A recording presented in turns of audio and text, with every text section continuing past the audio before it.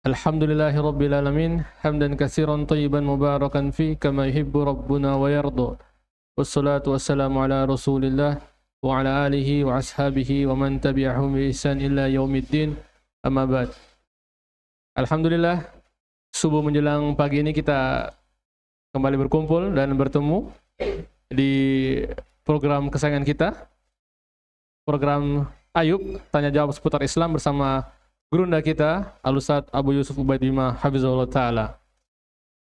Untuk itu kami ucapkan kepada Ikhwa, ahlan wa sahlan wa marhaban minkum telah bergabung di program ini.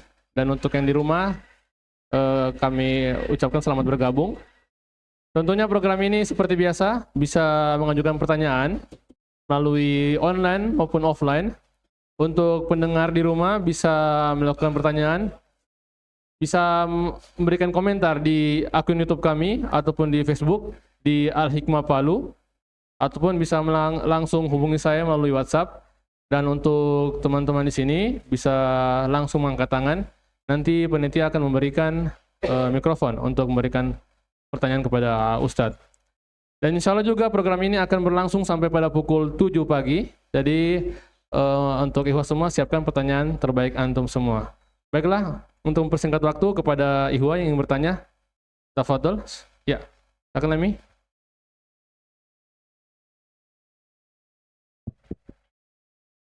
Mau tanya Ustaz, tolong penjelasannya tentang masalah sunnah yang wajib Ustaz.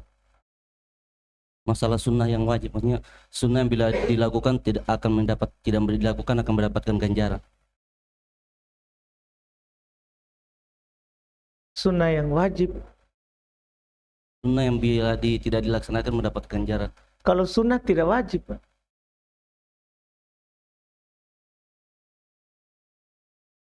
Kalau seperti jenggot itu Ustaz, maksudnya dia Jenggot wajib, bukan sunnah. Jadi kapan kita bilang sunnah berarti bukan wajib. Kalau wajib berarti bukan sunnah. Jadi maksudnya gimana modelnya? Pertanyaannya, sunnah yang wajib. Tidak bisa dijawab. Maksud, karena kan sunnah yang wajib. Gimana itu?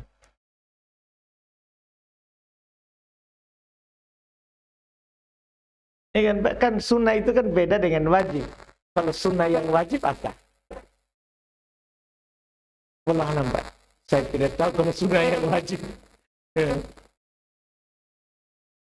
Ya, silakan.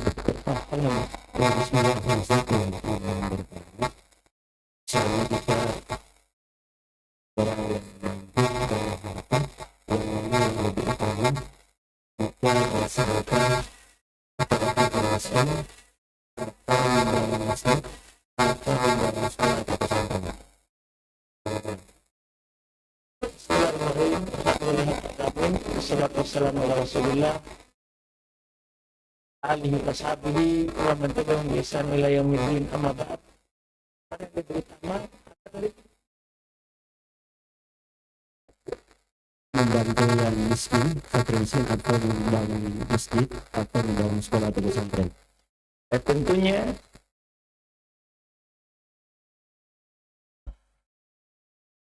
mutaaddi lebih luas, maka itu yang lebih utama. Kapan manfaatnya lebih luas, maka sedekah itu akan lebih utama. Itu kalau tidak bisa dikompromikan. Kita tidak bisa bantu, kita harus memilih begitu. Kita harus memilih. Maka lebih utama kita bangun masjid, kita bangun jalan, kita bangun pesantren, kita tanam pohon, itu lebih utama daripada kita berikan kepada miskin. Tapi kalau bisa dikompromikan, kita punya harta banyak seperti di pertanyaan tadi, berarti kan semuanya bisa dilakukan. Semuanya bisa dilakukan. Kita kasih miskin, kita juga bisa bangun pesantren, bangun masjid, bangun jalan. Bisa dikompromikan karena punya harta banyak. Allah alam. Ya, silakan. Bismillah Ustadz, mau bertanya tentang hukum seorang guru di dalam kelas mengumpulkan uang kas siswanya, Ustaz. Yang mana uang kas itu digunakan untuk membeli hadiah buat lomba yang diadakan di dalam kelas. Apakah ini masuk di dalam judi, Ustaz? Syukran. Jazakallahu khair. Kumpul uangnya atau hadiahnya? Nah, kumpul uangnya siswa, Ustaz. Baru uangnya itu diberikan hadiah. Enggak, kalau kumpul uang siswa tentunya harus ada izin orang tuanya. Wali dari murid. Karena kan tidak bisa kita langsung kumpul uang ke siswa tanpa ada izin dari orang tuanya. Itu dulu yang diatur. Kalau kita bertanya, ya masalah kumpul uang. Kalau masalah apakah judi atau tidak, tergantung perlombaan. Iya, karena ada perlombaan tidak boleh ada hadiah. Ada perlombaan boleh ada hadiah. Ada perlombaan ya yang haram diperlombakan walaupun tanpa hadiah. Walaupun tanpa hadiah. Iya, seperti lomba memanah, lomba berkuda, lomba beronta. Itu boleh ada hadiah. Boleh ada hadiah. Ada lomba tidak boleh ada hadiah, seperti lomba ya selain dari yang disebutkan tadi, ya lomba main bola, lah bulu tangkis misalnya. Ya, itu lomba yang mubah tapi tidak boleh ada hadiah. Dan ada lomba haram walaupun tanpa hadiah. Sini semua lomba yang melalaikan dari Allah. Atau lomba memang zatnya diharamkan. Ini tidak boleh ada hadiah. Tidak boleh ada hadiah seperti lomba main catur. Tidak boleh ada hadiah. Bahkan tidak boleh diperlombakan. Tidak boleh diperlombakan walaupun tidak ada hadiahnya. Karena kenapa? Melalaikan dari Allah. Melalaikan dari Allah. Wallahu a'lam. Ya, silakan.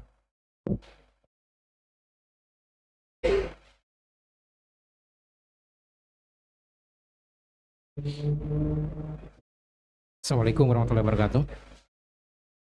Ustadz, yang saya tanyakan ini bagaimana format ta'aruf sesuai sunnah? Titipan-titipan ini. Apakah bisa menjalani ta'arufan sementara dalam proses perceraian? Bagaimana? Cerai sama siapa? Ya, Cerainya yang laki-laki atau perempuan? laki-laki cerai, maksudnya cerai. Dia laki-laki yang cerai, dia mau Iya. ta'aruf sama seorang perempuan. Ya. Kemudian apakah saat menjalani proses ta'aruf itu bisa berkomunikasi intens melalui HP, mungkin WA atau video call, atau seperti apa itu, Ustaz? Kemudian kapan waktunya kita bisa melihat wajah akhwat tiga bercadar, gitu? Kapan waktunya? Gitu? Terima kasih, Ustaz. Assalamualaikum warahmatullahi wabarakatuh. Baik, kita seperti kalau dibilang ta'aruf seperti Nabi, Pak. Pakai perantara. Bukan kita yang langsung. Dia pakai perantara. Nabi waktu melamar, ya sebagian orang kalau janda langsung saja, enggak. Nabi kebanyakan yang belum nikahi janda, Pak. Hanya satu gadis. Dan semua lewat ta'aruf. Ta'arufnya itu lewat perantara. Bukan Nabi, Pak. Perantara yang ke sana kalau sudah disetujui. Jadi perantara yang sampaikan ke Nabi, ini orangnya. Perantara yang sampaikan ke sana, ini yang mau melamar. Begitu, Pak. Perantara. Itu dibilang ta'aruf. Nanti kalau kita suka baru pergi lihat. Kalau kita suka baru pergi lihat. Iya, karena lihat itu bukan lihat dulu baru cari tahu. Enggak, itu berarti kita hanya mau melihat orang saja. Melihat itu akhir. Kalau mau dinikahi, sudah yakin mau sama itu, pergi lihat. Pergi lihat, begitu Pak. Enggak boleh langsung. Nanti kapan kita langsung? Kalau sudah akad. Kapan kita bilang, saya terima nikahnya, putrinya Bapak. Sudah, bisa video call. Bukan lagi video call, siaran langsung boleh. Begitu, Pak. Ya, kalau belum itu belum. Ya, silakan Ami. Mau tanya, dulu kan saya punya gilingan padi di kampung. Pada saat itu sistemnya begini Ustaz. Pada saat petani itu sudah mau menanam, biasa kan mereka pinjam uang. Terus pada saat sudah padinya sudah tumbuh, biasa kan mereka minta dibelikan pupuk. Tapi dia sebenarnya mengikat secara tidak langsung Ustaz, karena mereka diwajibkan apabila panen nanti mereka harus bawa ke gilingan saya untuk untuk digiling padi dan terus diambil, terus bayar utangnya juga di situ. Apakah sistem secara yang bisa di Ustaz? Bisa riba, Pak. Karena kita ambil manfaat di balik utang. Iya, maunya kalau kita mau kasih pinjam akad padinya saja, jangan akad giling. Artinya saya kasih utang tapi nanti dibayar dengan padi, begitu saja, sekian. Kan itu kan bai'us salam atau bai'us salaf. Jadi kita bayar duluan untuk dia, tapi dengan akad nanti sekian. Karung misalnya, saya kasih kamu uang pupuk, tapi nanti saya dibayar dengan padi. Gitu Pak. Adapun kita kasih pinjam, baru kita manfaatkan harus giling di tempat saya, riba. Riba qard. Riba karena utang piutang. Wallahu a'lam. Ya, untuk bertanya silakan. Mumpung yang online belum ada ya. Bismillah. Ustaz, bagaimana kita mau kompromikan yang ini Ustaz, yang kisah pembunuh 99 itu dengan taubat itu, syaratnya itu harus, kalau kezaliman kepada manusia itu harus ada ridho dari manusia. Sementara di situ dibilang Allah ampuni dia, sementara sudah membunuh 99. Bagaimana penjelasannya itu Ustaz? Baik. Itu masalah kalau dosa kan ada dua Pak. Yang dijelaskan ya Imam Nawawi, dan selainnya dosa itu ada dua. Ada dosa terkait dengan hak orang, itu mencuri. Kita mencuri, merampok, mengambil tanahnya orang, itu dibilang haknya orang. Itu dibilang haknya orang, haknya sesama. Iya. Kemudian kalau haknya Allah, kalau membunuh Pak, dia hanya haknya orang, tapi yang dipraktekkan hukum syar'i di dalamnya. Ada untuk wali kan. Walinya nanti dia membunuh dengan sengaja, ya dia dikisos. Tapi kan haknya yang meninggal. Yang dimaksud haknya orang itu hak orang hidup. Orang yang masih hidup kita kembalikan. Kalau yang meninggal nanti masalah haknya adalah kisos di hari kiamat. Yang tadi, karena haknya yang sudah meninggal, yang dibunuh ini. Nah, nanti kisosnya di hari kiamat. Iya, kalau dia pernah membunuh, akan dibunuh dengan yang dia, dengan cara dia membunuh. Tapi itu kalau dia tidak bertobat. Kalau dia bertobat, maka dosa membunuh, dosa berzina, itu tidak boleh dikembalikan Pak. Gimana cara kembali zina? Begitu. Jadi ada sebagian dosa itu tidak bisa kita bilang, oh, kisos dulu, zina dulu. Tidak bisa kan, dibalas dengan yang lain. Misalnya dipraktek hukum syar'i, maka dia dirajam.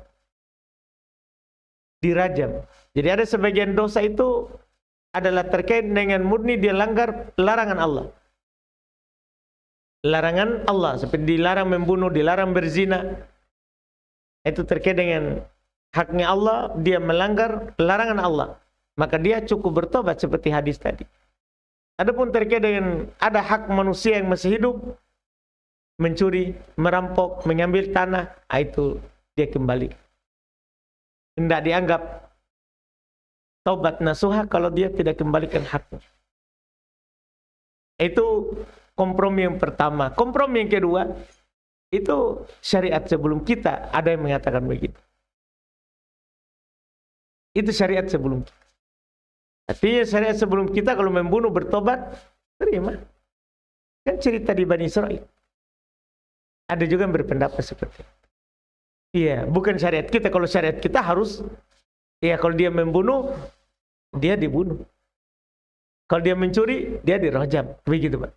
Cuma ini syariat sebelum kita. Disebutkan bahwa tobat itu menghanguskan sebelumnya. Itu contohnya. Itu adalah contohnya. Itu diantara arahan. Ya, cara melihat daripada kejadian yang ada tadi. Allah. Baiklah, kita ke pertanyaan online dulu. Bismillah. Ustadz, bagaimana hukum membeli barang seperti kebutuhan rumah tangga atau secara umum lah? Itu kita belinya di tempatnya orang kafir. Karena kalau beli untuk kebutuhan rumah tangga, Ustadz, ke mereka itu agak murah. Bagaimana hukumnya, Ustadz? Enggak, orang jual beli boleh walaupun non muslim. Nabi mengadakan baju besinya kepada Yahudi. Nabi menerima hadiah kambing dari orang Yahudi. Masalah transaksi duniawi yang halal untuk kita, enggak, dia halal walaupun di non muslim. Enggak harus lihat dulu ini toko orang kafir atau toko orang muslim. Enggak, wallahu alam. Ya, silakan yang bertanya langsung. Bismillah. Ustadz, yang saya ingin tanyakan, misalnya kita punya suatu lahan yang tadinya misalnya 4 hektar, tiba-tiba terambil oleh sungai, akhirnya berkuranglah itu luasan tanah. Kemudian apakah bisa kita mengklaim sungai itu atau apapun yang ada di dalamnya, mungkin ada kandungan emas dan lain sebagainya, itu kita olah itu, apakah itu masih termasuk, kita maksudnya masih boleh kah? Kalau batasan tanah tadi boleh, Pak. Kan hanya di kerok sungai atasnya. Kan kita punya surat, punya sertifikat bahwa ada batasan tanah. Jadi yang di sungai itu tadi, yang batasan tanah itu masuk hak. Enggak boleh orang mengambil emasnya kalau ada emasnya. Iya, jadi masih hak itu. Iya kan, sungainya jadinya melebar pada. Jadi batasan tanah itu tetap situ sampai ke sungai. Tidak merubah batasan tanah. Jadi adanya longsor, adanya banjir, itu tidak merubah batasan tanah. Seperti itu. Allah alam. Ada lagi yang bertanya? Kalau tidak ada, saya lagi. Ya, saya dulu, Ustaz. Jadi, alhamdulillah kan saya, Ustaz, punya keluarga sudah banyak yang kenal sunnah. Tante sudah bercadar, saudari, sepupu. Jadi yang saya tanyakan ini, Ustaz, terkadang ada cadar itu, Ustaz, dia menampakkan jidat, dahi, Ustaz. Itu bagaimana hukumnya, Ustaz? Cadar seperti itu. Kalau kita melihat di penafsiran ya, penafsiran dari para ulama, khususnya dari sahabat dan tabi'in, ya, terkait dengan hijab. Di saya ada di sini misalnya tafsir terkait dengan ayat yang Allah Subhanahu wa taala katakan di ini, saya ambil contoh tafsir dari surat Al-Ahzab ayat 59. Iya, dan banyak lagi nanti ayat yang lain yang ditafsir. Tapi ini contoh saja. Firman Allah Subhanahu wa taala, ya ayuhan nabi qul li azwajika wa banatika wa nisa'il mu'minin yudnina 'alaihinna min jalabibihin dzalika adana ay yu'rafna fala yu'dain. Ini ayatnya ya Al-Ahzab 59.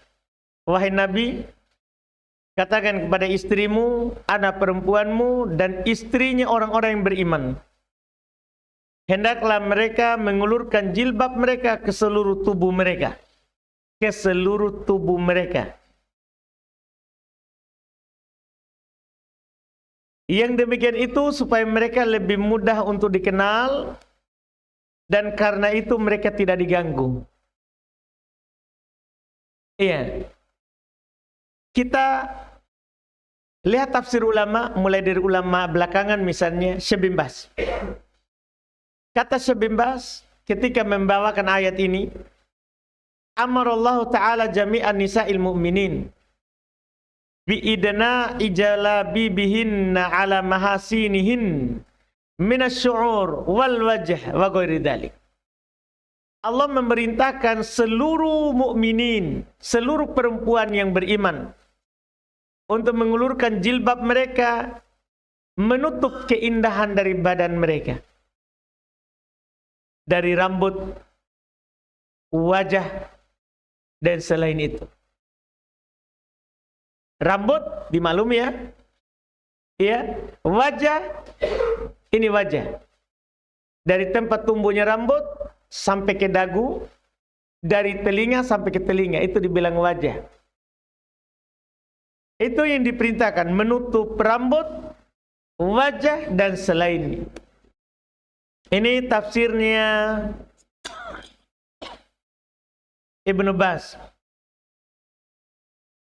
Kita naik dari yang belakangan ke yang dahulu. Ibn Abbas. Langsung ke sahabat. Supaya kita tahu, maksud saya nukil ini di buku hadiah tentang muslimah. Hadiah untuk muslimah terkait dengan hijab, cadar, dan tabarruj. Saya punya tulisan, alhamdulillah, dengan ini. Supaya kita paham, penukilan ulama dulu sekarang sama saja semua. Ibn Abbas, ini sahabat. Beliau berkata, amarallahu nisa'al mu'minin. Allah memerintahkan para perempuan yang beriman. Idza kharajna min buyutihinna fi hajatin, apabila mereka keluar dari rumah mereka untuk sebuah kebutuhan, ayughtina wujuhahun, untuk menutup wajah mereka, min fawqi ru'usihin bil jalabib wa yubdina ainan wahida, untuk menutup wajah mereka dari atas kepala ke bawah dan dia nampakkan satu mata. Itu pun untuk lihat jalan. Tapi sekarang ini tidak perlu lagi satu mata karena sudah ada kain cadar baru, di luarnya itu kan sudah ada. Sekarang kain tipis bisa orang melihat. Apa lagi namanya nih? Kita bisa lupa. Burdah. Yang luarnya cadar itu. Kan ada lagi tipis. Ada layarnya itu. Orang cadarnya itu kan ada berapa lembar itu. Ada yang ke belakang, ada yang bisa ke depan. Dulu Ibn Abbas menafsirkan ayat ini cuman hanya mata yang lihat. Iya, karena kalau kelihatan jidat, dilihat semua, maka itu bentuk muka tak. Dilihat, karena orang kalau sudah lihat jidat, alis, dan mata, selesai. Itu sudah dilihat. Ini tafsir Ibn Abbas. Dan itu sudah sesuai dengan Ibn Abbas, orang yang hidup sekarang. Yang tahu keadaan fitnah bagaimana. Iya. Ini yang mereka katakan. Kalau bisa katanya hanya satu mata saja. Untuk maslahat jalan. Untuk melihat jalan. Dan ini tadi sahabat. Tabi'in juga sama. Ibn Sirin beliau menafsirkan ayat min jalabi bihin. Dia ulurkan tadi ayat fagotta wajhahu wa ra'sahu wa abraza ainal yusra. Ainahul yusra. Sama. Dia tutup wajahnya, dia tutup kepalanya, dan dia nampakkan mata kirinya. Wah, sampai mata kiri saja ya. Baik. Iya. Ini tafsir, Pak. Tafsirnya para sahabat. Ini baru satu ayat. Dan ayat tentang hijab ini banyak. Kita bisa baca buku tentang ini. Hadiah untuk muslimah. Saya kumpulkan di dalamnya ada dalil Quran, hadits, dan kesepakatan ulama dari masa ke masa akan wajibnya menutup wajah. Termasuk jidat. Termasuk jidat. Iya, wallahu alam. Jazakallahu khairan Ustaz. Alhamdulillah. Ya, silakan bertanya.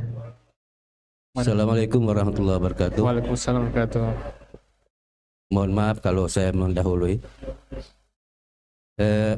Ada beberapa pertanyaan nih Ustaz. Abu Sarah ini. Masya Allah. Ya, yang pertama adalah ju'ilal imamu liutamma bih. Dijadikan imam itu untuk diikuti. Pertanyaan saya adalah, jika imam kunut berdasarkan hadis tadi, berarti kita diperintahkan untuk ikut. Sementara di hadis yang lain, hadis kunut itu lemah. Bagaimana untuk mengkompromikan atau mengamalkan hadis yang saya baca tadi, Ustaz? Baik. Sebenarnya kita butuh saja paham sedikit yang disebutkan oleh para ulama fikih. Yang wajib diikuti imam itu yang wajib, bukan yang sunnah. Yang wajib dalam sholat. Kalau dia bertakbir, kita bertakbir. Kalau dia ruku, kita ruku. Kalau dia bangkit dari ruku, kita bangkit. Kalau dia sujud, kita sujud. Bangkit dari sujud, kita bangkit. Sujud lagi, kita sujud. Bangkit lagi, kita bangkit. Yang wajib, Pak Abu Sarah. Adapun yang sunnah, kita tidak wajib ikuti imam. Contoh misalnya, imam ya ketika duduk antara dua sujud, kita ketika takbir mulai dari awal saja. Imam ketika takbiratul ihram, dia angkat tangan setelinga. Tidak wajib kita setelinga, kita boleh sebahu. Imam tidak angkat tangan, kita boleh angkat tangan. Kita boleh angkat tangan. Imam angkat tangan, kita boleh tidak angkat tangan. Karena tidak wajib mengikuti imam dalam hal yang sunnah.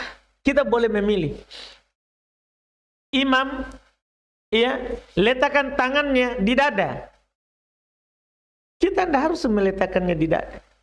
Kita boleh meletakkannya di perut. Imam meletakkan telapak tangannya di atas punggung tangan. Kita boleh tidak meletakkannya di sini. Kita meletakkannya di hasta, di lengan bawah. Tidak apa-apa, karena ini sunnah. Posisi meletakkannya ini sunnah. Imam duduk tawaruk.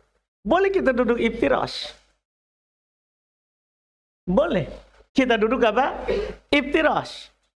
Ini yang disebutkan imam bangkit dari rakaat, dari sujud kedua di rakaat pertama, dia tidak bersandar dengan tangan. Kita boleh bersandar dengan tangan saat bangkit. Imam tidak duduk istirahat, kita boleh duduk istirahat baru bangkit. Jadi itu yang harus saja dipahami, bahwa yang diikuti imam itu yang mana. Maka dilihat dari hadis, maka yang diikuti imam itu yang wajib, bukan yang sunnah. Bukan yang sunnah, itu yang diikuti. Iya. Jadi kunut, nah kita masuklah di Abu Sarah tadi. Kunut di atas pendapat yang mengatakan ada kunut subuh, mereka itu sunnah menurut mereka, bukan wajib. Itu saja yang perlu tahu, bahwa orang yang berpendapat adanya kunut subuh itu pendapatnya sunnah, bukan wajib. Artinya kalau kita tidak ikut, tidak ada masalah dalam hal itu. Kan ini bukan hal yang wajib dalam sholat. Bukan hal yang wajib dalam sholat. Kita berdiri saja, menunggu dia selesai, tidak masalah dengan kita. Bahkan bagi orang yang berpendapat kunut saja, kalau imamnya kunut, dia tidak ikut kunut, tidak masalah. Bagi orang yang berpendapat itu. Bagaimana lagi bagi orang yang tidak berpendapat. Wallahu a'lam. Yang kedua, Ustaz, Inna Allah wa malaikatahu yusalluna ala nabi ya ayyuhalladzina amanu sallu alaihi wa sallimu taslima. Perintah untuk bersalawat kepada Nabi adalah dari Allah Subhanahu wa taala. Yang ingin saya minta penjelasan lebih adalah salawat yang dianjurkan di hari Jumat itu diperbanyak. Salawat yang bagaimana yang lebih afdal, Ustaz? Solawat itu perintah di Quran. Jadi ada itu perintah solawat, perintah muqayyad, ada perintah mutlak. Perintah muqayyad maksudnya diajarkan bentuknya. Perintah mutlak maksudnya tidak diajarkan bentuknya. Yang diajarkan bentuknya itu yang di tasyahud. Diajarkan bentuk bersolawat itu yang di tasyahud. Adapun yang selain tasyahud maka perintah mutlak. Artinya kapan ada orang, kata para ulama, mengatakan sallallahu alaihi, sudah masuk bersolawat. Tapi kalau dalam tasyahud tidak boleh. Kan itu bukan yang diajarkan dalam tasyahud. Jadi ada ajaran khusus namanya, itu namanya muqayyad. Terikat dengan cara tertentu. Nih, ada mutlak, tidak terikat dengan cara tertentu. Maka ketika dikatakan Allah bersolawat kepada nabinya, para malaikat, wahai orang beriman bersolawatlah kepada nabi, maka ini perintah mutlak. Ya kita kalau bilang sallallahu alaihi, Allahumma sholli alaihi, sudah masuk apa? Dalam perintah itu. Sudah masuk dalam ayat tadi. Wallahu a'lam. Terakhir Ustaz. Boleh? Lanjut. Boleh Abu Saro, Masih boleh. 1 jam. Boleh Abu Saro. Iya. Ini berkaitan dengan muamalah Ustaz.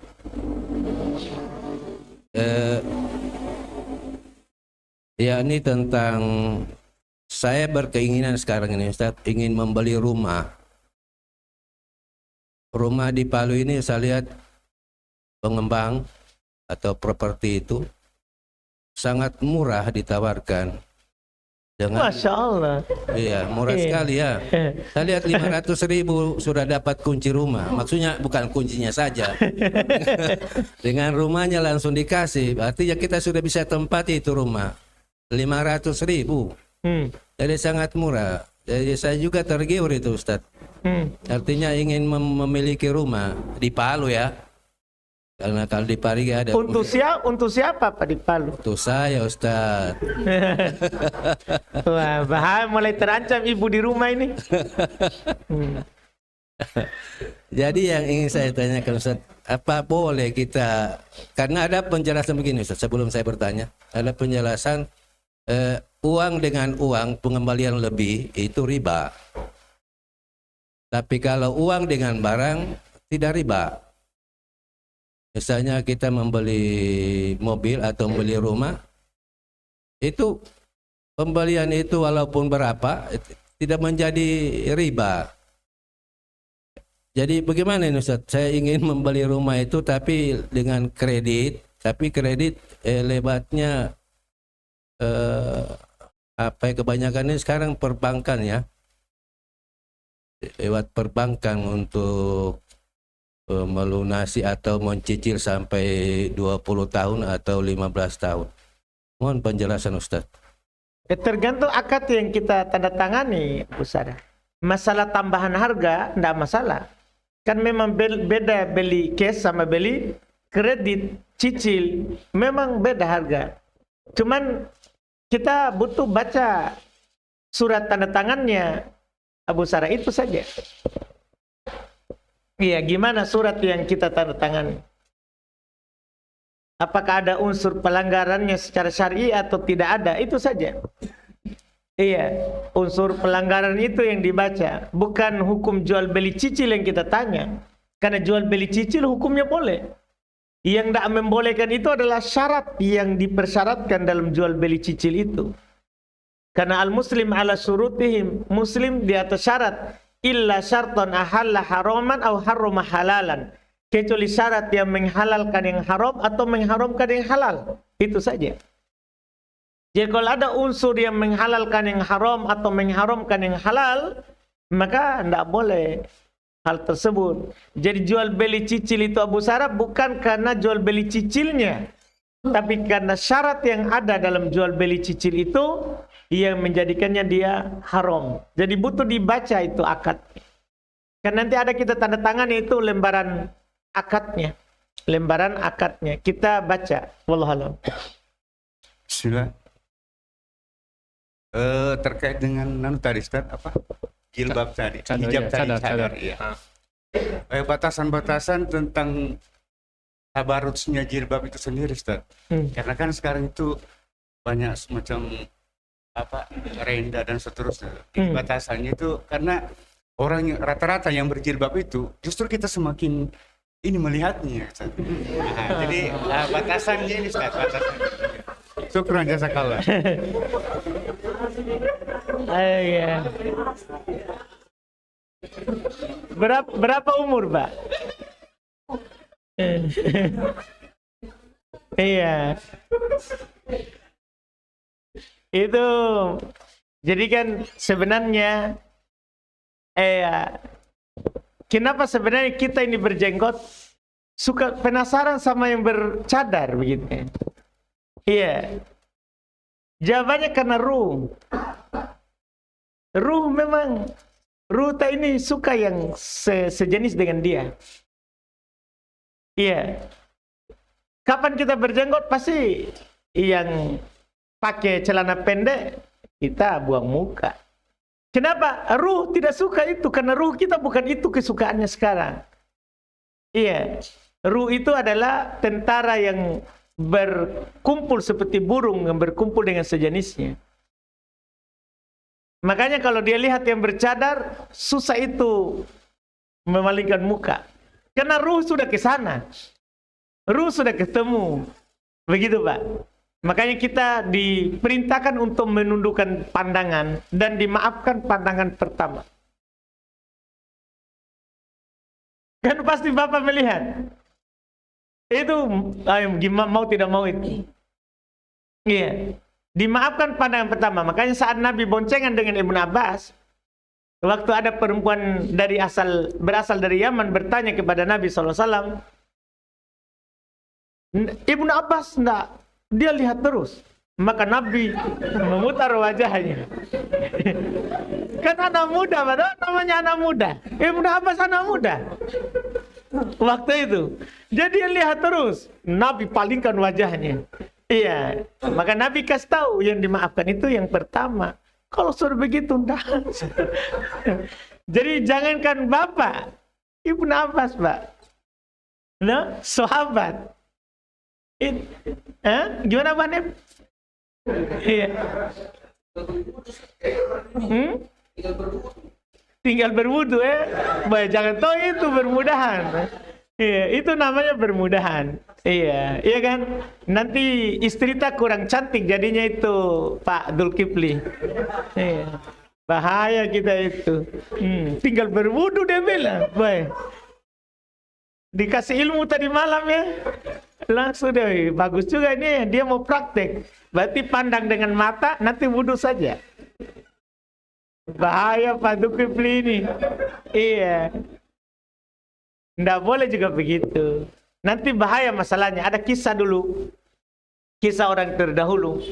Dia karena mau melihat seorang gadis. Jadi dia waktu sakaratul maut tidak mau dia ucapkan la ilaha illallah. Dia hanya mau lihat gadis itu. Ya, itu kan bahaya itu, Pak. Iya, jadi inti tadi masalahnya Bapak ini, kalau saya masalah pandang itu tadi, Pak. Maksudnya memang seperti itulah. Kita sudah, kalau begini ini sudah beda suka. Malah yang bercadar yang kita penasaran sekali, mau susah sekali tundukkan pandangan dari yang bercadar. Padahal yang kelihatan cuma matanya.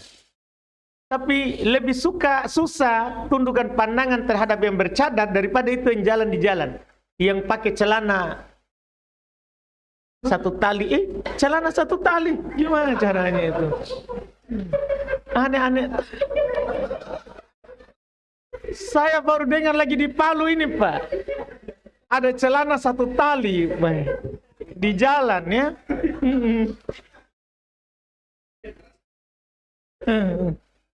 Iya. Nah, terus masalah cadar tadi tabarut. Memang definisi tabarut itu sebenarnya dari kalangan sahabat sudah berbeda. Mereka menguraikan namanya tabarruj.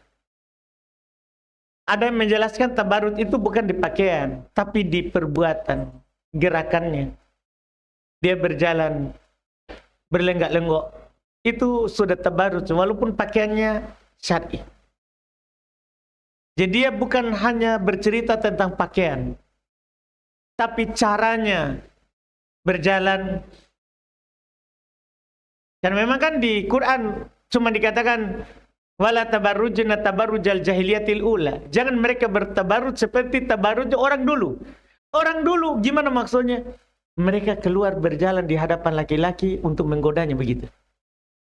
Itu bentuk jahiliyah dulu. Iya. Jadi bukan hanya bercerita tentang pakaian saja. Walaupun ada akhwat, ada ummahat, berpakaian-pakaian lengkap syar'i, pokoknya biar matanya tidak kelihatan. Tapi caranya berjalan seperti memanggil. Begitu, Pak. Bukan hanya berpakaian dan masuk juga berpakaian. Termasuk bertabarut, janda pakai ungu supaya ditahu oleh orang, janda paling itu. Begitu. Enggak, itu masuk dalam tabarut dalam pakaian.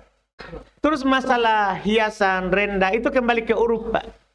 Ada memang kebiasaan yang berjalan di masyarakat. Ada kebiasaan dan pakaian kalau pakai itu hal biasa, bukan dari tabarruj. Jadi kita tidak masukkan ke tabarruj karena berjalan di masyarakat atau berjalan di ummahat akhwat itu hal yang biasa, bukan masuk dalam berhias, dalam pakaian. Iya, tidak masuk, Pak. Jadi dilihat gimana yang berlaku di masyarakat yang dikatakan berhias itu yang bagaimana dalam pakaian. Dalam pakaian. Seperti itu. Wallah alam. Ya, ada yang bertanya? Kalau tidak, saya lagi. Yes. Oke, Fadl. Di luar, Ustaz. Bismillah, Ustaz. Jika pernikahan bisa jadi penyebab terbukanya pintu rezeki, bagaimana dengan kasus banyaknya perceraian terjadi karena faktor ekonomi? Mohon penjelasannya, Ustaz. Baik. Kita sebenarnya tidak bisa gara-gara ada cerai langsung berarti itu ayat yang mengajak kita, menganjurkan untuk menikah. Kalau kalian fakir maka Allah akan mencukupi kalian. Dengan adanya perceraian tidak bisa kita salahkan itu ayat. Iya. Dipastikan kan itu janji Allah. Kapan kita menikah maka pasti rezeki kita akan bertambah. Dipastikan itu. Karena itu, kenapa dipastikan bertambah? Karena itu akhwat yang kita nikahi membawa rezekinya sendiri, bukan kita yang membawa rezekinya. Ketika kita terima nikahnya, dia bawa rezekinya, berarti tambah rezeki kita secara otomatis. Tambah rezeki kita secara otomatis. Dan walaupun dia anggaplah tidak bawa rezekinya, adanya itu akhwat datang, itu rezeki. Jadi rezeki itu tidak harus harta. Iya, bisa berupa anak, bisa berupa buah-buahan, itu namanya rezeki. Itu namanya rezeki. Jadi ini janji Allah, tidak mungkin Allah akan menyelisihi janjinya. Iya. Kemudian adanya perceraian karena faktor ekonomi tadi, sebenarnya bukan masalah di rezekinya Allah. Masalah adalah kita yang kurang sabar. Karena kan rezekinya Allah itu, Pak, ada waktunya yang tepat untuk dia kasihkan kepada kita.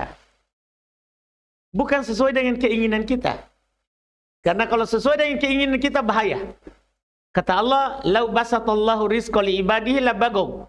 Seandainya Allah melapangkan rezeki seluruh hambanya sama semua, mereka akan melampaui batas. Itu dipastikan itu. Kalau rezeki kita ini semua ini di sini, anggaplah berapa orang kita di sini, semua sama rezeki kita. Berapa mobil di luar, tidak bisa mengapa orang lewat. Pasti kita melampaui batas. Dipastikan itu, Allah yang katakan. Makanya ada yang kaya, ada yang miskin. Supaya tidak saling melampaui batas. Karena yang kaya jadinya butuh ke miskin, yang miskin butuh kaya. Akhirnya tidak ada melampaui batas. Tidak ada orang kaya sombong terhadap miskin, karena dia akan butuh miskin. Karena tidak bisa dia kerjakan semua yang dia ingin lakukan sendiri. Butuh miskin. Yang miskin butuh kaya, sehingga dia tidak akan melampaui batas. Kenapa? Karena dia butuh orang kaya. Dia butuh orang kaya. Ini dia. Itulah sebab tidak melampaui batas. Sekarang kalau ada rezeki yang lagi sempit, sebenarnya butuh saja kesabaran.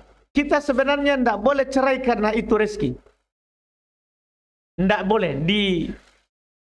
Ditekankan bahwa tidak boleh kita cerai karena sebab kurangnya rezeki. Kalau karena sebab suami tidak menafkahi, boleh minta cerai. Tapi kalau sebab rezeki dia lagi sempit, tidak boleh.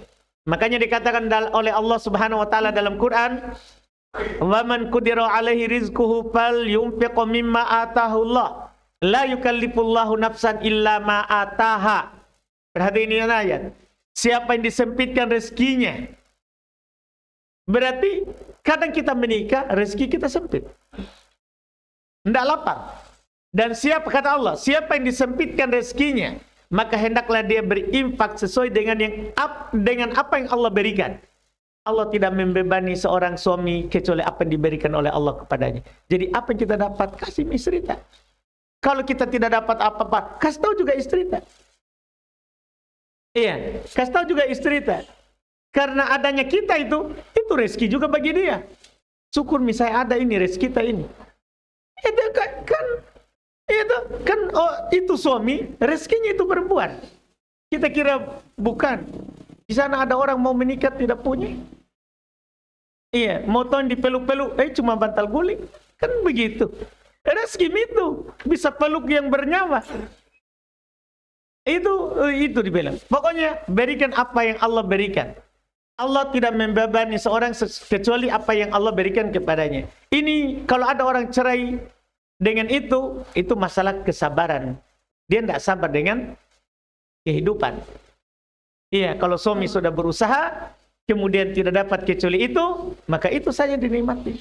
Itu seharusnya. Itu adalah seharusnya. Makanya tercela kalau ada orang cerai gara-gara rezeki suaminya lagi sempit. Enggak. Iya, itu hal yang tercela. Wallahualam. Yang di luar ada pertanyaan lagi, silakan. Bismillah. Ada di luar. Di luar ada? Tes. Iya. Silakan, Pak. Melanjutkan tadi Ustaz, masalah perceraian itu. Perceraian ini kan dibenci Allah kan. Terus apakah selama perceraian itu terus berjalan belum antara dua ini bercerai ini belum menikah, apakah itu kebencian Allah itu terus berjalan kah? Pertama, hadis tentang cerai itu ada perkara dibenci oleh Allah dhaif. Ada hadis yang sahih, cerai itu adalah yang paling disukai oleh iblis. Kalau itu sahih. Iblis itu kan singgasananya di laut. Akan menghadap semua ini bala tentaranya. Ada yang bilang saya begini, saya begini, saya begini. Ada juga ada yang bilang saya telah berhasil memisahkan si fulan dengan istrinya. Iblis bilang dekatkan dia dariku. Adapun hadis bahwa perceraian adalah paling dicintai oleh iblis dan paling dimurkai oleh Allah, kalau itu dhaif. Itu adalah dhaif karena ini akan bertentangan dengan, kan perceraian itu bukan hanya sekarang terjadi, di masa Nabi. Ibnu Umar pernah menceraikan istrinya, cuman karena waktu itu dia talak bid'i, talaknya saat istrinya lagi haid, disuruh kembali. Terus pernah Umar suruh Ibnu Umar ceraikan istrinya. Di kejadian lain lagi nih. Jadi Ibnu Umar menikah dengan seorang perempuan, bapaknya tidak suka dengan istrinya itu. Makanya Umar perintahkan anaknya, ceraikan itu istrimu. Ibnu Umar tidak mau. Tidak menceraikannya. Maka sampai kepada Nabi SAW bahwa dia tidak mau menceraikan istrinya padahal bapaknya suruh. Maka datang Ibnu Umar dinasihati oleh Nabi SAW dan Nabi memerintahkan ceraikan istrimu. Tidak mungkin Nabi memerintahkan sesuatu yang dibenci, kan begitu Pak? Karena cerai itu kalau memang tidak bisa lagi sama, boleh. Atau orang tuanya, tidak ada masalah sebenarnya antara kita dengan istri. Tapi orang tua suruh ceraikan, ya kita ceraikan. Kita ceraikan karena kita lebih kalau bertentangan antara istri sama orang tua yang dipilih. Orang tua yang dipilih. Ini seandainya ini adalah hal yang dibenci tadi, tidak mungkin Umar suruh cerai anaknya. Terus Nabi benarkan bahwa ceraikan istrimu seperti yang dibilang bapakmu. Dan itu yang perlu kita Perhatikan, makanya hadis tadi itu hadis yang bermasalah. Karena cerai memang tidak ada masalah, tidak boleh. Karena kita menelantarkan hak. Tapi kalau ada hal yang membuat kita harus bercerai, maka itu hal yang dibolehkan. Karena tidak boleh kita menggantung statusnya orang. Tidak diceraikan, tidak juga didatangi. Gara-gara orang tua, kita mau ke sana orang tua marah, kita tidak ke sana istri juga kasihan. Nah, kalau sudah menggantung begitu, ceraikan. Tidak boleh kita menggantung statusnya orang. Tidak boleh kita menjadikan perempuan itu yang digantung statusnya. Iya. Apa tadi yang kita tanyakan, Pak? Sudah jelas atau belum? Iya. Sudah jelas, Sahih. Sudah. Yang tadi yang di ruang sini ada tadi bertanya. Oh iya. Ini dulu, sini dulu. Yang di luar dulu boleh? Oh. Ada tadi. Oke. Bismillah. Oh, iya. Mau tanya Ustadz, begitu banyak saudari-saudari kita ini yang berhijabnya itu belum sempurna Ustadz. Jadi apabila para saudari-saudari kita ini berhijab belum sempurna, misalnya belum syar'i begitu, apakah terhitung pahala hijabnya itu atau tidak? Ataukah dia terhitung misalnya belum syar'i jilbabnya karena pakaian kantor, dia tetap berhijab tapi tidak sempurna, artinya tidak syar'i. Apakah dia terhitung setengah pahalanya atau sama sekali tidak dapat pahala? Baik Ustaz, itu saja Ustaz. Baik, tergantung keadaan, Mbak. Karena kan di Quran dikatakan, fattaqullaha mastata'tum. Bertakwalah kepada Allah semampu kalian.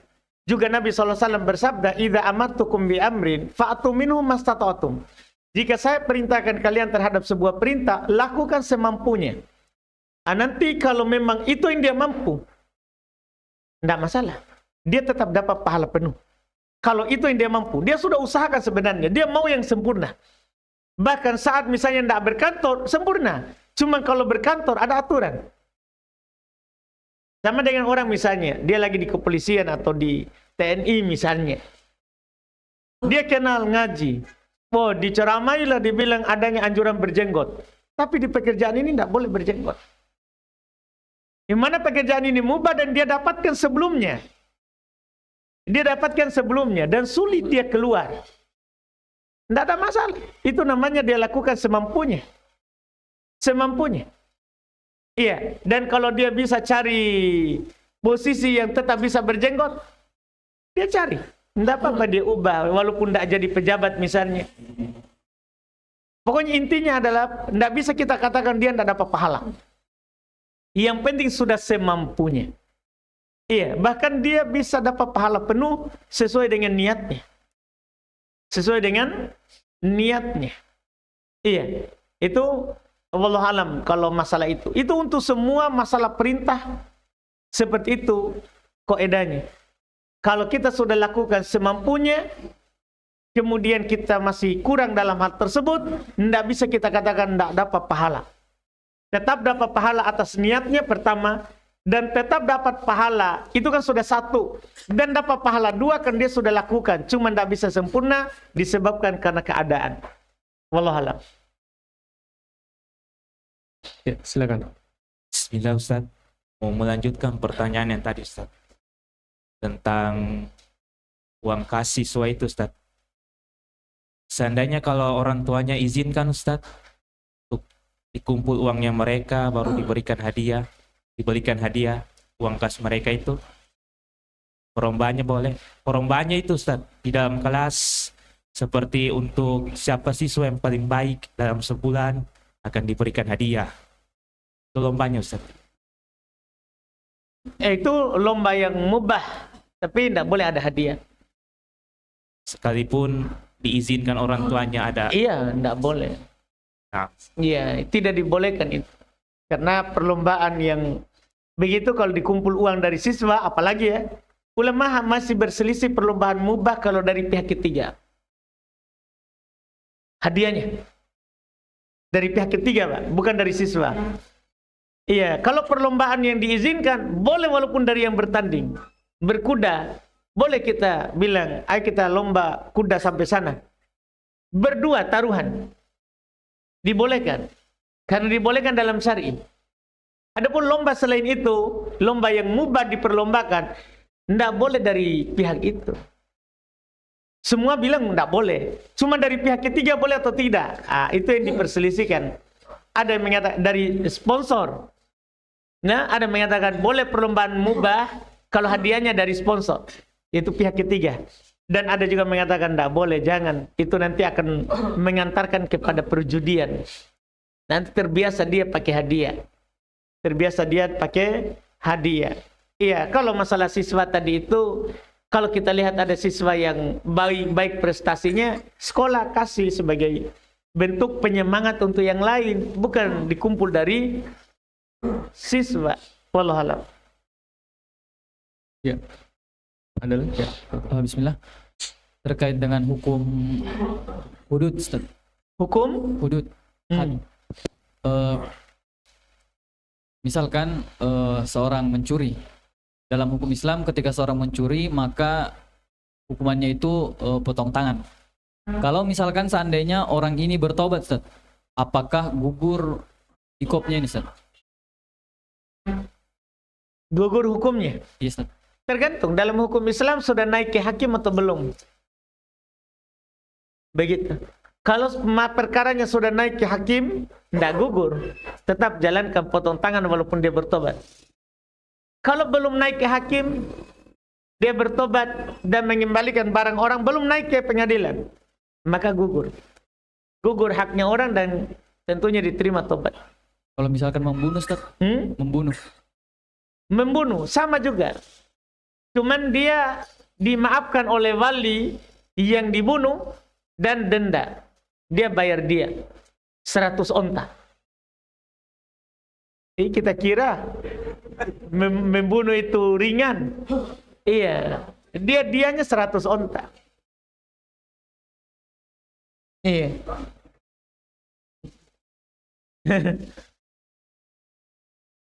Ya, baiklah. Ini dulu. Ada mic, panitia. Saya dulu, Ustaz. Bismillah, Ustaz.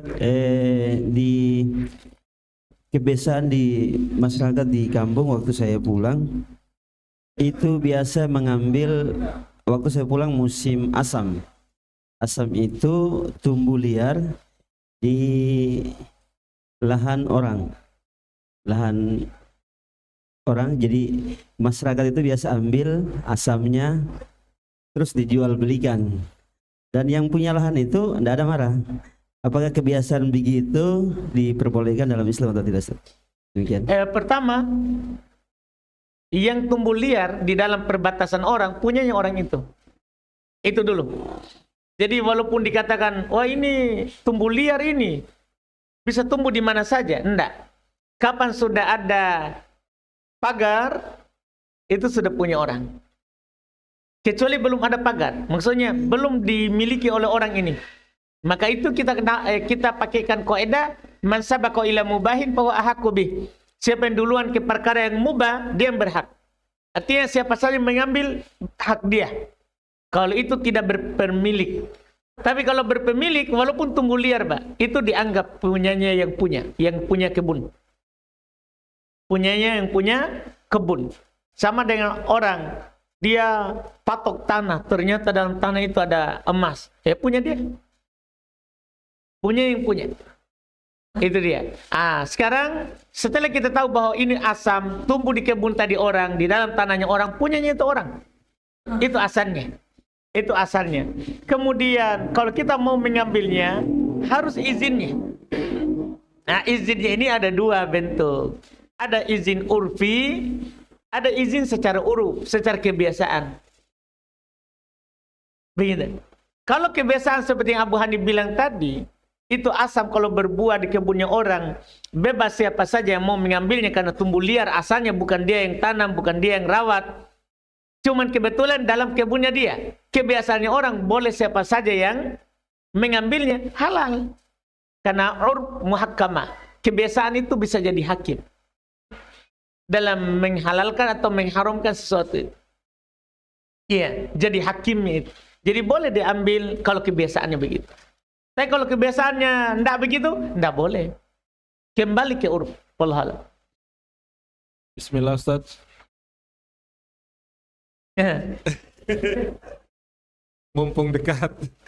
Ya, jadi begini Ustaz, pernah Anda dapatkan di satu daerah masyarakat itu sebagian besar nelayan. Kemudian mereka membuat kesepakatan tentang waktu sholat asar. Jadi sholat asar itu mereka mundurkan gitu Ustaz. Sehingga azannya pun juga mereka mundurkan. Nah, apakah boleh seperti itu? Tergantung. Karena asar itu kan ada namanya waktu ikhtiar, waktu pilihan, dan waktu darurat. Iya, waktu pilihan, waktu darurat. Waktu pilihan itu mulai dari bayangan sama dengan benda. Kalau tingginya benda itu 10 cm, bayangan 10 cm itu kan mulai asar. Sampai 2 kali bayangannya. Itu waktu pilihan, Pak. Misalnya tadi 10 cm menjadi 20. Itu waktu pilihan. Kapan setelah itu masuk di waktu darurat? Sampai kapan diakhirkan? Dia hanya boleh di waktu pilihan. Hanya boleh di waktu pilihan. Itu yang dilihat, Pak. Kalau waktu darurat sudah tidak boleh. Karena itu hanya untuk sahibul adar. Orang-orang memiliki udur. Ketiduran. Baru suci dari haid. Baru suci dari nifas. Baru sadar dari pingsan. Itu yang dimaaf. Wallahualam. Bismillah, Ustadz, terkait kita sebagai pimpinan perusahaan. Masya Allah, ternyata ini melihat karyawan yang malas sholat, khususnya sholat subuh, kadang ketiduran mereka semua. Jadi kita punya ide bagaimana mereka bisa rajin ke masjid dengan keutamaan sholat subuh yang sangat luar biasa. Nah, jadi kita sebagai pimpinan menyampaikan kepada karyawan, bagi karyawan yang istiqomah sholat subuh di masjid selama 30 hari, maka kita akan memberikan misalnya uang 100.000 atau 200.000. Apakah boleh dalam Islam seperti itu atau tidak? Demikian. Boleh. Iya, itu kan masuk di mudaroh, masuk dikorbankan dunia untuk agama. Tidak ada masalah itu. Dibolehkan bahwa siapa yang melakukan ini akan mendapatkan uang. Tidak masalah. Itu untuk agama. Itu untuk agama. Wallahualam.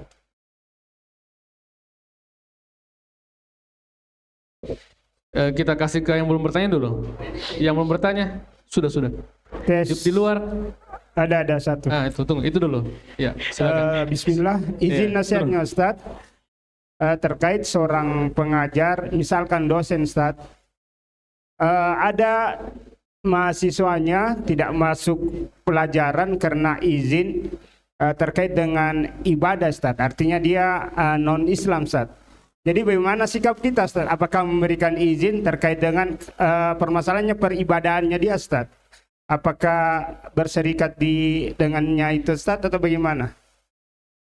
Jazakallahu khairan. Baik, alhamdulillah, intinya kita sudah keluar dari masalah ya. Biasanya tanah. Alhamdulillah. Masih ditahan. Berarti itu sudah aman itu ya. Iya, saya tadi hampir tebak-tebak. Oh, ini tanah lagi nih suara ini. Saya nggak lihat mukanya ini, tapi suara jangan sampai tanah lagi.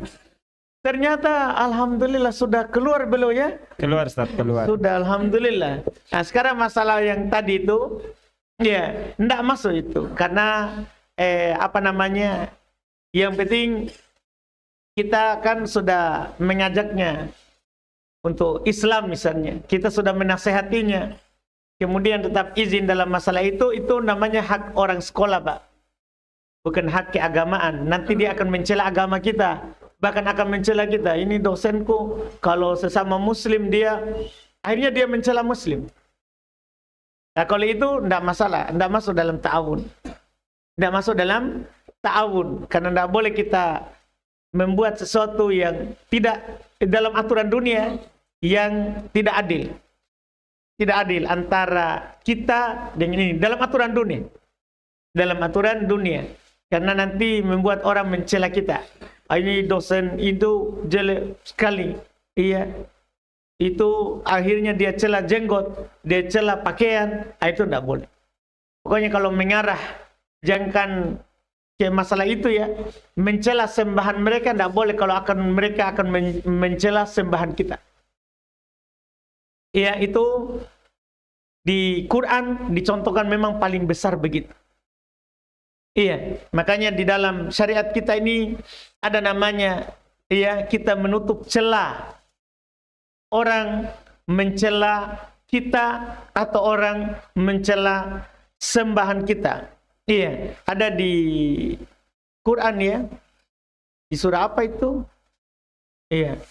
Di surat Al-An'am 108. Wala tasubbul ladzina yad'una min dunillah fayasubbullaha aduwan bighairi ilmin. Jangan kamu mencela orang-orang yang menyembah selain Allah sehingga mereka akan mencela Allah karena permusuhan tanpa ilmu. Ini ayat menjadi pondasi pokok ya dalam masalah menutup pintu orang mencela balik kita. Kalau kita mencela sembahannya, akhirnya dia mencela sembahan kita, jangan dilakukan. Jangan dilakukan. Tahan diri. Tahan diri. Ini kaidah di dalam Al-Quran. Dia akan mencela sembahan kita tanpa ilmu. Karena dia cela itu kan dia tidak tahu ilmunya. Karena dia mencela tidak boleh. Misalnya sebagian orang bilang, dikatakan yang berjenggot kambing. Kadang sebagian membalas, yang tidak berjenggot anjing. Kan kambing berjenggot. Betul juga dia itu. Yang anjing kan tidak berjenggot. Tidak boleh begitu. Kalau dia mencela kita, tidak ada masalah. Tapi jangan kita mencela balik. Jangan kita mencela balik. Karena itu tidak akan ada habisnya. Wallahu alam. Satu lagi Ustaz. Terkait menghormati orang tua. Maksudnya dia non-muslim juga Ustaz. Dosen senior sudah kayak orang tua juga di prodi Ustaz. Kebiasaan kami itu dosen muda Ustaz cium tangan begitu Ustaz untuk menghormati. Apakah ini bagaimana Ustaz hukumnya? Tidak masalah, yang penting kita tidak jongkok, tidak ruku. Oh siap Ustaz. Tidak jongkok, tidak ruku ya. Iya, kita cium saja tangannya tanpa kita inhina, tanpa kita miringkan badan. Walaupun masalah cium tangan kan bukan dari ibadah. Itu kan hanya kebiasaan orang. Iya, Ustaz, betul. Kan itu kebiasaan, Pak. Nah, yang penting itu tadi tidak sampai kita ambil tangannya, kita sampai sujud di bawah tangannya. Wah, enggak bisa. Mencium, Pak ya, bukan di jidat. Tidak. Oh iya, mencium enggak masalah. Yang dilarang adalah taruh tangan di jidat. Karena ini kan alat sujud. Kapan kita taruh tangan itu sama dengan sujud. Para ulama menyamakan dengan sujud. Walaupun kita enggak ruku. Walaupun kita tidak bungkuk, kalau kita ambil tangannya taruh di jidat sama dengan sujud. Oh, itu yang tidak dibolehkan. Berarti dikasih ambil tangannya saya baru dikasih naik ke atas begitu Ustaz? Iya. Jangan kita yang tunda Ustaz di? Janganlah. Oh iya. Jazakallah khairan Ustaz. Bismillah. Iya, tidak masalah. Ya, Abu Nusaybah, silakan. Ini Ustaz, tentang amalan akhirat tapi ada yang bermanfaat untuk dunia. Misalkan contoh berpuasa itu Ustaz, kan ada manfaatnya untuk dunia tapi dia niatkan untuk sehat Ustaz. Misalkan ada manfaat untuk akhirat terus dia niatkan sehat. Iya, dia niatkan untuk sehat. Misalkan dia mau berpuasa supaya dia sehat. Kemudian ada juga misalkan dia bersedekah supaya rezekinya bertambah. Apakah ini termasuk beramalan akhirat untuk mendapatkan dunia Ustaz? Dan boleh atau tidak Ustaz? Itu tidak dibolehkan. Kita bisa baca surat yang paling pokok dalam masalah ini adalah surah Al-Isra. Ada di ayat 18, 19, ya, 20 di situ. Dalam beramal ini. Ya, kita bisa buka itu surat. Karena surat ini disebutkan terkait dengan amalan akhirat tapi diinginkan dunia. Diinginkan dunia. Kita bisa baca ya itu ayat 18, man kana yuridul ajilah ajjalna lahu fiha ma nasha'u liman nurid. Tsumma ja'alna lahu jahannama yaslaha madmuman madhura. Ini yang mengerikan. Kata Allah, barang siapa yang menghendaki dari amalannya adalah al-ajilah, perkara yang segera. Maksudnya kata para ulama tafsir, ad-dunya. Perkara yang segera maksudnya dunia. Dia beramal, dia inginkan dari amalan itu al-ajilah. Apa kata Allah?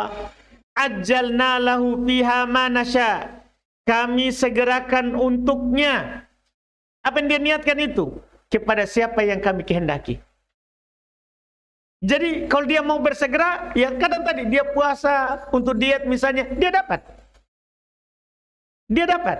Tapi yang masalahnya, ya masalahnya adalah sebentar setelahnya. Tsumma ja'alna lahu jahannam. Kemudian kami jadikan untuk dia neraka jahannam, yaslaha madmuman madhura, yang dia akan memasukinya dalam keadaan tercela lagi hina.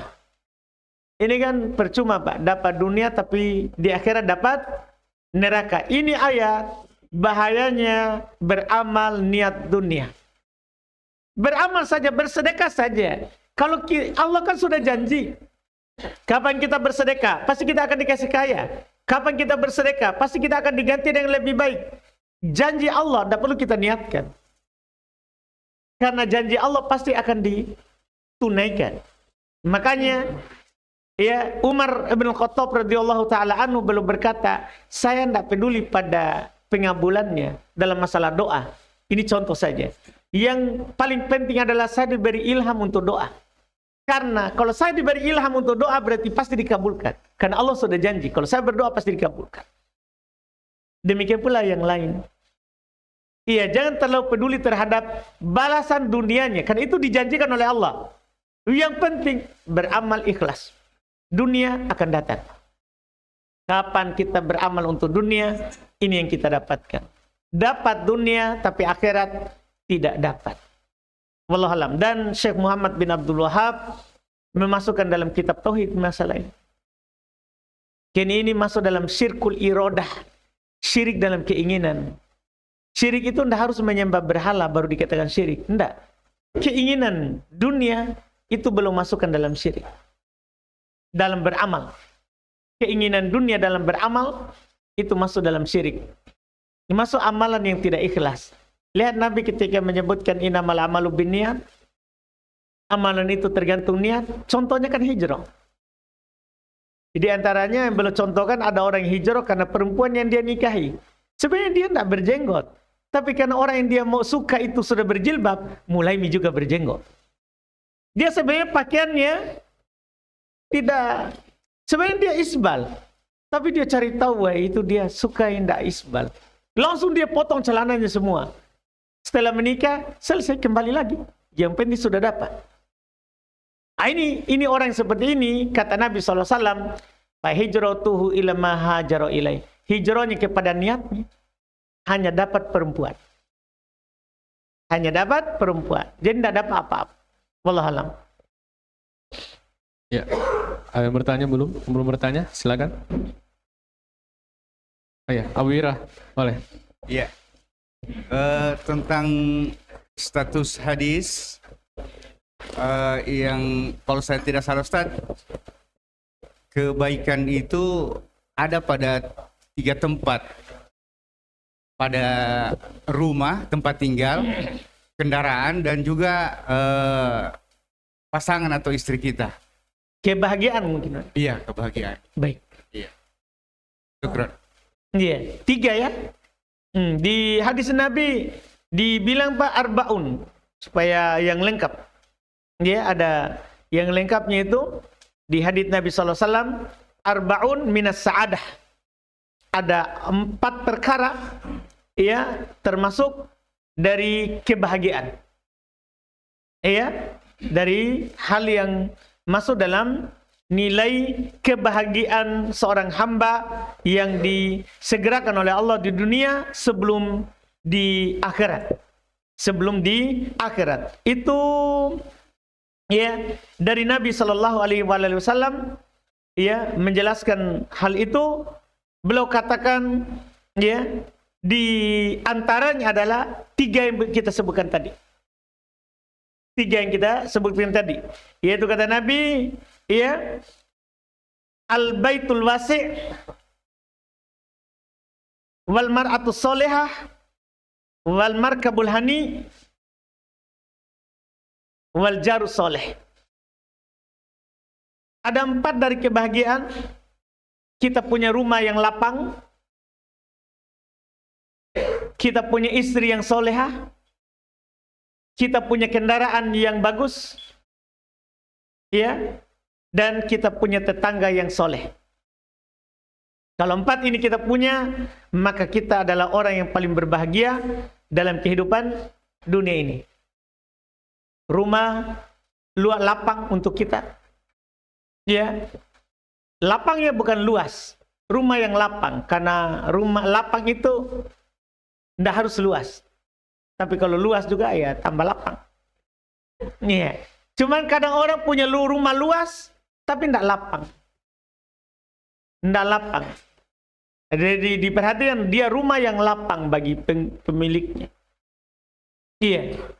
Yang kedua punya istri rumahnya.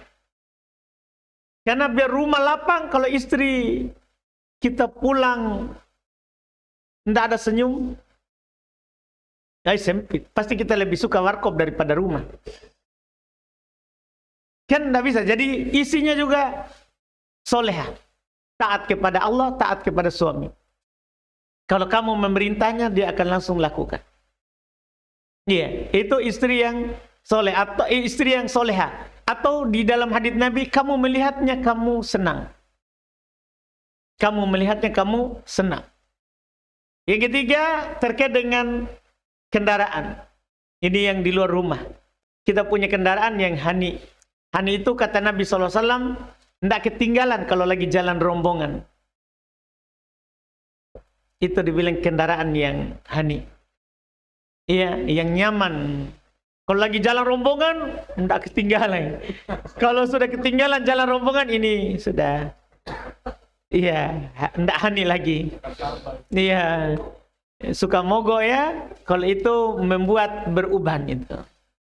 Iya, membuat beruban.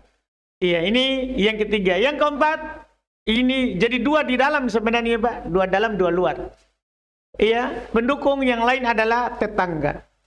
Karena kadang kita sudah punya istri soleha, rumah bagus, kendaraan bagus, tapi tetangga, naudzubillah, apapun yang kita lakukan dia bicarakan. Iya, dia bicarakan. Ini kan membuat tidak bahagia.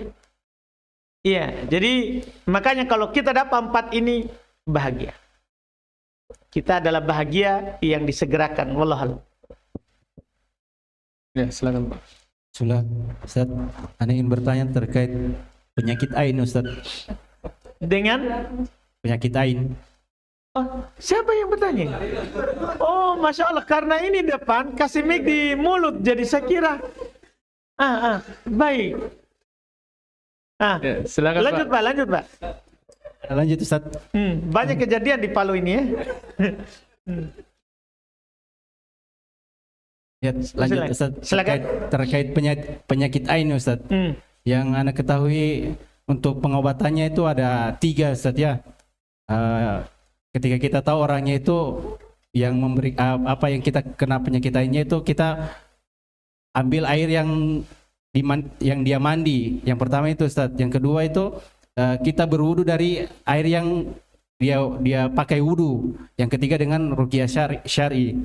Yang Anda ingin tanyakan Ustaz, bagaimana kalau kita tidak tahu orang itu yang sebabnya memberikan penyakit ain? Apakah cukup pengobatannya dengan ruqyah syar'i atau ada tata cara yang lainnya Ustaz? Syukran.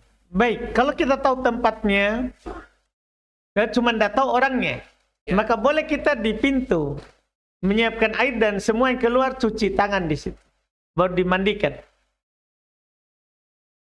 Jadi bukan wudu kan ya, disiramkan kepada orang yang kena ain.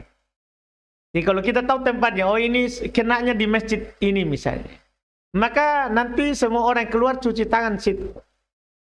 cuci tangan di itu tadi, yang di tempat tadi, setiap keluar. Iya, karena kan mau di iya. Iya, jangan ada yang lewat, Pak. Iya, supaya juga orang diperlakukan sama.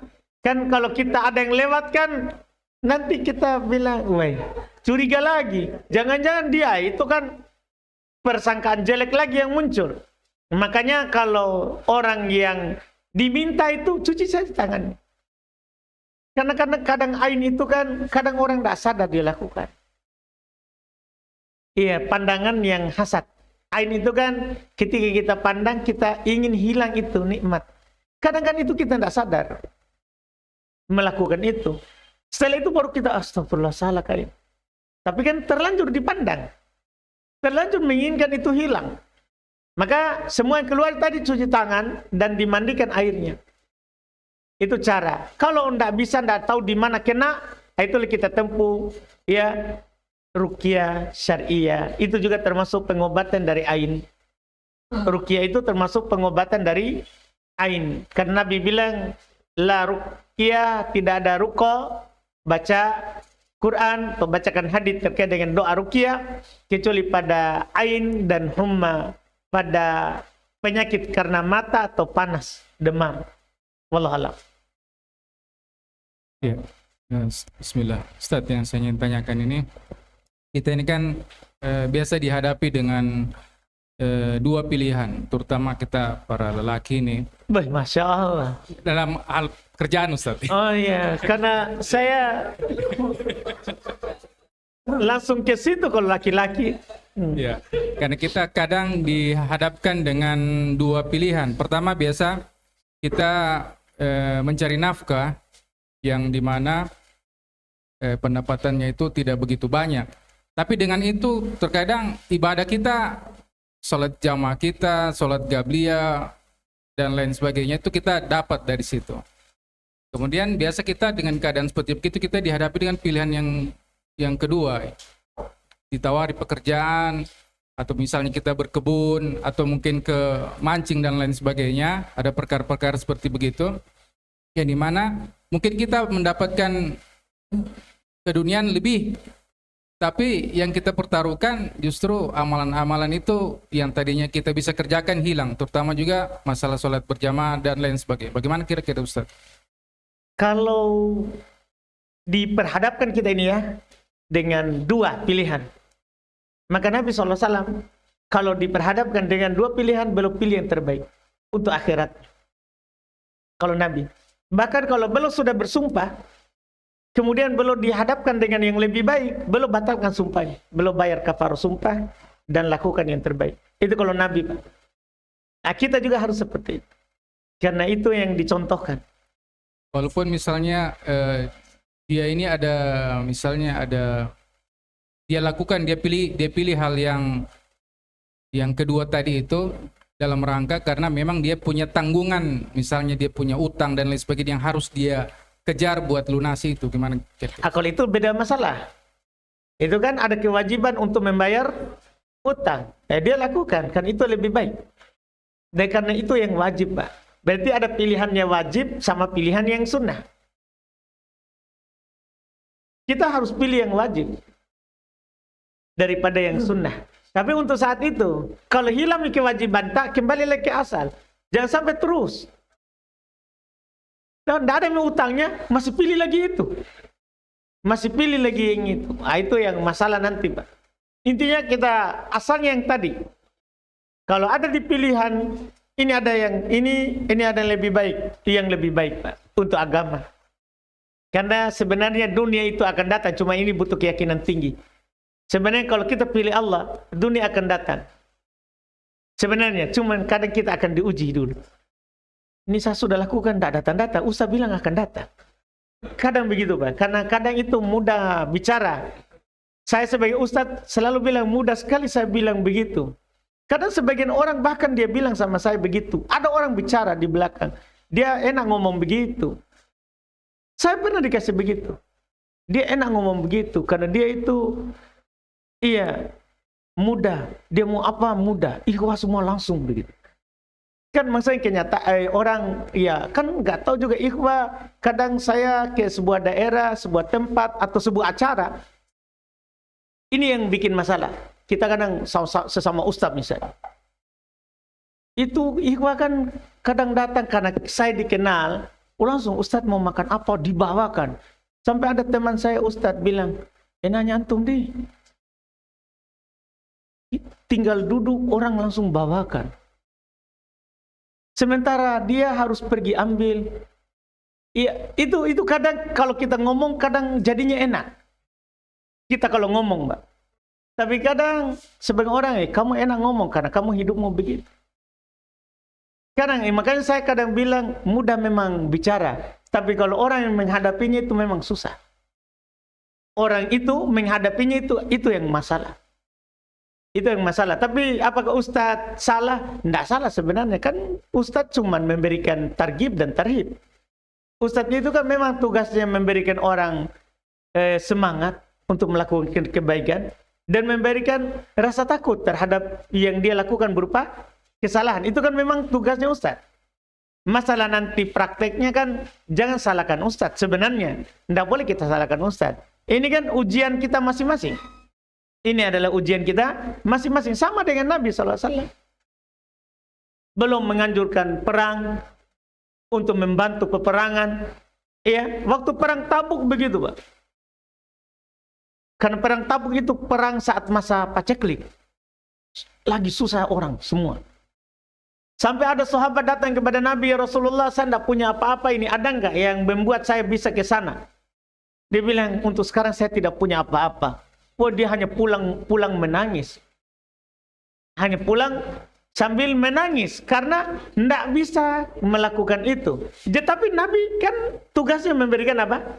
Semangat. Masalah kita bisa lakukan atau tidak kan itu di masing-masing. Dan Allah akan memberikan udzur di masing-masing kita. Kan begitu nanti, wallahualam. Kita berhubung waktu sudah pada menunjukkan pukul 6:56, kita batasi 2 pertanyaan terakhir. Ya, jadi Abu Hiro. Mau tanya Ustaz, kan di toko itu kan ada kami tahun air Ustaz. Di toko. Di tahun air. Terus sebanyak 6 orang dalam perjalanan ada 1 orang tidak pernah bayar, tidak bayar selama berapa bulan. Terus kami putuskan airnya. Apa itu termasuk menzolimi Ustaz? Ta'awun air, iya. Terus punya kumpul uang untuk bikin buat sumur bor. Terus dalam perjalanan dia tidak bayar selama 3 bulan. Terus kami berlima ini inisiatif diputuskan airnya karena dia kan tidak pernah bayar lagi dalam 1 bulan. Terus dalam pas berapa pekan kemudian dia minta kembali uangnya yang dulu dia kumpulkan itu. Itu bagaimana Ustaz? Gimana dulu akad? Tidak ada pembicaraan akad, semuanya kalau tidak bayar tidak putus darah. Jangan, tidak boleh begitu. Iya, kan maksudnya Pak akad dulu. Kan ada itu akad misalnya ini pokoknya kalau dia berserikat dalam gali sumur ini, dia bisa dapat manfaat seterusnya. Kan ada akad begitu Pak. Ada juga akad kapan dia tidak iuran lagi untuk bulanan bayarnya, maka dia tidak dapat. Macam-macam di akad. Iya, apakah nanti juga ada akad kalau diputus dikembalikan lagi biayanya tadi atau tidak atau gimana? Tergantung akad. Tidak ada akad waktu itu. Kalau di masyarakat gimana?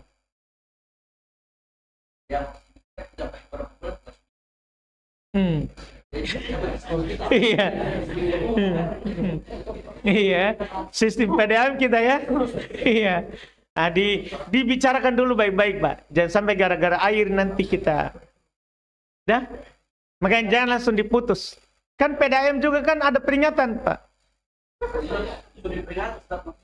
Nanti di grup, disinggung-singgung, tidak juga paling orangnya mampu, jadi coba makin ke sana. Iya tuh. Kan PDAM juga ke sana gitu, Pak. Iya tuh. Dia PDAM itu, Pak, dia tidak langsung dia putus itu. Dia datangi, bahkan sekarang dia programnya dia datang pergi bawa tagihan di rumah. Tapi PDAM kan Ustaz sistem denda. Iya, Kalau PDAM kan ini masalahnya. Tadi kita Samakan dengan PDAM. Gara-gara mau kita putus, sekarang lagi kita mau keluar dari PDAM. Gimana kita itu? Berarti kalau ada keuntungan tak kita ambil Ki. Itu teorinya. Kalau tidak ada keuntungan tak, tidak ambil. Jangan begitu. Kita praktekkan semua. Iya tak? Kita perbaiki. Ya, pertanyaan terakhir. Ya, terima kasih Ustaz. Saya setuju dengan moderator. Karena dia batasi kalau yang sudah bertanya jangan bertanya lagi. Tapi saya sekarang dikasih kesempatan bertanya. Alhamdulillah. Ya. Setuju ya kalau mendukung ya? Iya, setuju. Iya Ustaz, fenomena yang terjadi sekarang ini menimpa sebagian Ustaz. Yakni ini saya menjurus ke travel haji dan umroh. Ada sebagian Ustaz menjelaskan bahwa penjualan travel itu termasuk kepada penjualan yang tidak jelas. Karena visanya tidak pasti harus keluar. Sehingga ada teman keluar dari travel tersebut. Karena dia menganggap bahwa apa istilahnya itu penjualan yang tidak jelas itu? Goror. Goror. Sehingga beliau teman itu keluar dari travel tersebut. Dengan melihat kenyataan seperti itu, terjadi lagi kepada salah satu ustadz kita. Kuota haji yang seharusnya diperuntukkan kepada jamaah yang antrian sekian puluh tahun, namun dengan propaganda yang manis dari seorang oknum, maka ustadz tersebut, mungkin tidak perlu saya sebut ya karena kita sudah tahu, mengambil itu sehingga sampai sekarang bermasalah. Yang saya tanyakan ini, apakah itu hukum menjual seperti pemahaman saya punya teman itu bahwa itu adalah goror, benar atau tidak itu Ustaz? Karena saya ingin bergabung ke travel. Saya dari dulu ingin bergabung ke travel. Mohon maaf ini Ustaz. Karena uangnya itu enak sekali Ustaz. Banyak, enak sekali. Enak ya? Iya, banyak sekali di situ uang. Namun dengan pertimbangan itu saya menahan diri. Karena sejak saya umroh tahun berapa itu? Saya lupa yang saya umroh. Saya sudah ditawarkan itu oleh teman di Jakarta. Pak Muhtar, buka travel ini cabang di Palu. Saya bilang, saya di Parigi. Tidak apa-apa, pindah ke Palu. Itu. Karena ada memang keuntungannya luar biasa. Jadi saya mohon penjelasan Ustaz. Jazakallah khairan atas penjelasan. Sebenarnya Pak, kalau saya tidak tahu sebenarnya gimana gorornya itu. Karena gorornya dari sisi mana, terus juga bentuk tidak gorornya juga dari sisi mana. Karena sebenarnya saya sama Abu Sarah juga sama. Artinya kalau saya pribadi selalu hanya ikut umroh. Tidak pernah urus ke dalam. Memang kayak hanya mau umroh saja, kadang hanya mau umroh terus teman-teman kasih masuk saja nama begitu. Kebetulan saya mau berangkat, mereka minta Ustadz sekalian saya kasih masuk saja nama. Makanya rata-rata biasanya saya pergi umroh tidak terlalu membimbing, tidak terlalu sibuk, tidak juga cari jamaah karena memang hanya mau umroh. Cuman teman-teman bilang saya kasih masuk saja nama tadi poster. Iya, jadi saya sebenarnya Abu Sarah tidak tahu sebenarnya di masalah travel itu. Iya, gorornya gimana? Karena terus terang enggak pernah saya sentuh akad. Kan semua yang saya biasa saya ganti-ganti travel kalau pergi. Iya, umroh alhamdulillah setiap tahun begitu. Itu enggak pernah masuk ke dalam. Tidak pernah masuk ke akad. Saya cuma bilang saya berapa bayar kalau saya sama keluarga, istri, mertua atau istri sama orang tua, berapa saya dikasih harga. Begitu saya tidak lihat di harga orang lain. Karena saya disuruh membimbing, biasanya saya cuma dikasih harga. Kita bayar modal usaha begini. Begitu saja. Ya, jadi saya kalau umroh bayar, Pak. Jadi makanya saya enggak. Dan enggak dibayar juga. Cuma dipotong harga. Sehingga saya tidak pernah tahu itu gimana cara belanjanya itu. Umroh, travel, haji, terus terang enggak. Dan juga saya enggak mau tahu, Pak. Kenapa? Itu tadi. Karena Abu Sarah tahu, akhirnya mau masuk. Nah itulah, saya enggak mau tahu itu. Jadi saya enggak pernah tanya, berapa untungnya itu. Jangan sampai itu keuntungannya lebih banyak daripada gaji di pesantren saya. Oh itu masalah itu. Bisa-bisa jadi nanti saya jadi pengurus travel daripada pengurus pesantren. Makanya terus terang Abu Sarah, saya enggak mau cari tahu memang itu. Jadi kalau kita bertanya tentang hukumnya goronya di mana apa, enggak tahu. Karena memang dari dulu ia tidak mau tahu itu. Wallahu a'lam. Baiklah, tadi sudah sebagai pertanyaan terakhir. Waktu juga sudah menunjukkan pada pukul 7:05. Insya Allah jangan lewatkan kajian berikutnya, yaitu kitab baru saja, pertemuan pertama. Pertemuan pertama hadis Arba'in An-Nawawi. Pukul 10 pagi insya Allah diadakan di SDIT Luqmanul Hakim, Jalan Keramik.